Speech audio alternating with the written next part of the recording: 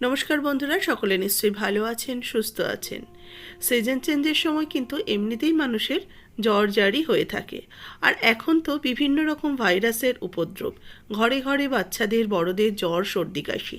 তাতে হয়ে যাচ্ছে কি, শরীর তো পরে সুস্থ হচ্ছেই, আস্তে আস্তে শরীরটা খুব দুর্বল হয়ে যাচ্ছে। সেই দুর্বলতা কাটিয়ে ওঠার জন্য আজকের এই রেসিপিটা অনেক পুরনো। আজকের রেসিপির নাম হচ্ছে চিকেন ফিশ পাশ। আজকের রেসিপি ভালো লাগলে অবশ্যই লাইক, শেয়ার, কমেন্টস করবেন। যারা নতুন দেখছেন, বরাবরের মতো তাদের কাছে অনুরোধ, চ্যানেলটাকে সাবস্ক্রাইব করে নেবেন। আমার চ্যানেলে সকলকে স্বাগত জানিয়ে শুরু করব আজকের recipe. Welcome to Mimi's recipes. এখানে আমি 250 গ্রামের মতো চিকেন নিয়েছি। আর এই চিকেনটা কিন্তু হাড় শুদ্ধ চিকেন, লেগ, থাই, আবার উইংস এই ধরনের চিকেন আমি নিয়েছি।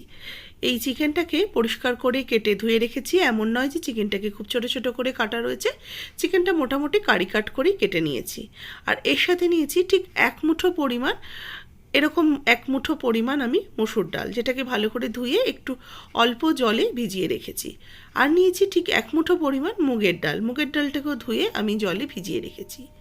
এর সাথে নিয়েছি 2 কাপ গোবিন্দভোগ চালটাকেও ভালো করে ধুয়ে একদম সোয়া সোয়া জলের মধ্যে আমি সোপ করিয়ে রেখে দিয়েছি চালটাকেও। এবার কড়াইতে দিয়ে দেবো বাটার। এখানে প্রায় আমি এই 1 চামচের মতো বাটার দিয়ে দিলাম, 1 টেবিল চামচ বাটার অ্যাড করলাম। এবার এর মধ্যে একটা তেজপাতা আর একটু গোটা গরম মশলা দিয়ে দেবো, 2 এলাচ, 2 টুকরো লবঙ্গ আর 1 টুকরো দারচিনি, আর তার সাথে দিলাম 5-6টা গোটা গোলমরিচ। এবার ভালো করে ফোড়নটাকে কয়েক সেকেন্ড নাড়াচাড়া করে নেব। তার সাথে বাটারটাও বেশ সুন্দর মেল্ট হয়ে গেলে অ্যাড করে দেবো চিকেনের টুকরোগুলো। চিকেনটাকে দিয়ে এবার হালকা বাটারের সাথে একটু নাড়াচাড়া করে নিচ্ছি। চিকেনটা হালকা নাড়াচাড়া করে দিয়ে দেবো বড় বড় টুকরো করে রাখা আলু, এর সাথে দেবো গাজর, সেগুলো একটু বড় টুকরো করে কেটে নিয়েছি। আর নিয়েছি বিনস, সবই মোটামুটি অল্প করেই আমি পরিমাণ মতো নিয়েছি। এবার এই সবজিগুলোকে একসাথে চিকেনের সাথে একটু হালকা ফ্রাই করে নিচ্ছি। চিকেনটা হালকা করে ভাজা হয়ে গেলে দিয়ে দেবো রসুন বাটা 1/2 টিস্পুন আর আদা বাটা 1/2 টিস্পুন। আদা বাটা আর রসুন বাটাটাকে একসাথে আবারও একটুখানি কষিয়ে নেব, যাতে আদা রসুনের কাঁচা গন্ধটা না থাকে। খুব বেশি পরিমাণ কিন্তু নয়, একদমই অল্প অল্প করে দিতে হয়েছে। ভালো করে একটু কষিয়ে নেওয়ার পর এর মধ্যে অ্যাড করছি স্বাদ মতো লবণ। লবণের পরিমাণটা আমি একটু বেশি করেই দিলাম, কারণ চাল ডাল সব কিছু সেদ্ধ হওয়ার পর যে ডাবল হয়ে যাবে সেই অনুপাতে আমি লবণটা অ্যাড করে দিলাম একবারে। লবণটা দিয়ে একটু কষিয়ে নেব ঢাকা চাপা দিয়ে। মিনিট 5 এইভাবে রেখে দেবো, এর মধ্যে যাতে ভালো করে চিকেন আর আলুটা সেদ্ধ হয়ে আসে। মোটামুটি 50% যখন সেদ্ধ হয়ে যাবে, মিনিট 5 পর অ্যাড করে দেবো ভিজিয়ে রাখা মসুর ডাল আর ভিজিয়ে রাখা মুগের ডাল দুটো দিয়ে আবারও আমি এগুলো একসাথে মিশিয়ে নিচ্ছি।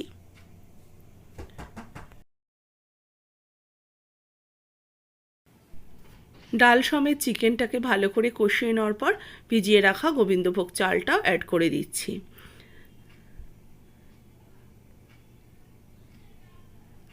আবারও ভালো করে কিছুক্ষণ মিশিয়ে নেব।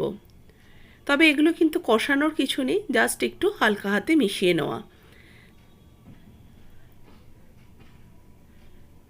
এবার এর মধ্যে দিয়ে দেবো জলটা ভালো করে মিশিয়ে নিয়েছি সমস্ত কিছুর সাথে। এবার এর মধ্যে অ্যাড করে দেবো বড় বড় টুকরো করে কেটে রাখা পেঁয়াজ।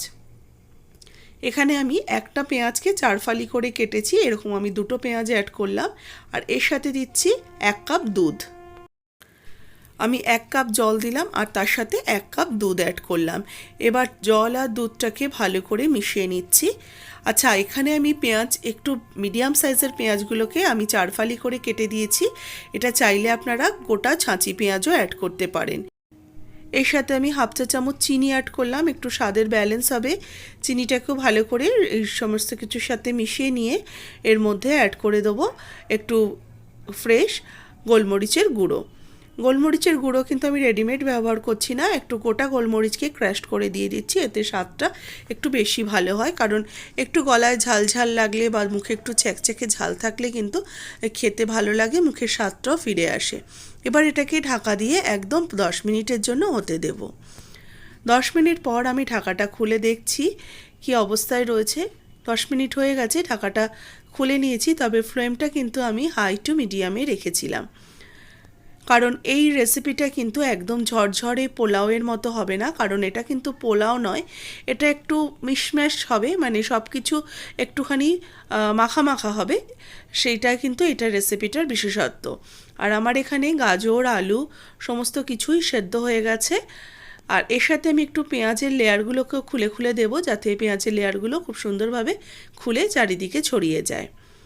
এবার এটাকে আমি এই অবস্থাতেই ঢাকা দিয়ে একটু স্ট্যান্ডিং টাইমে রেখে দেবো, গ্যাসের ফ্লেমটাকে অফ করে।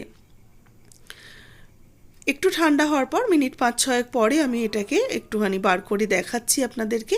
দেখুন একদমই কিন্তু এটা ঝরঝরে হবে না, এটা একটু মাখা মাখা হবে, সেই জন্য ভয় পাওয়ার কিছু নেই, কারণ এটা পোলাও বা বিরিয়ানি এরকম কিছুই নয়, এটা একদম একটা রোগীর পথ্যে খাওয়ার।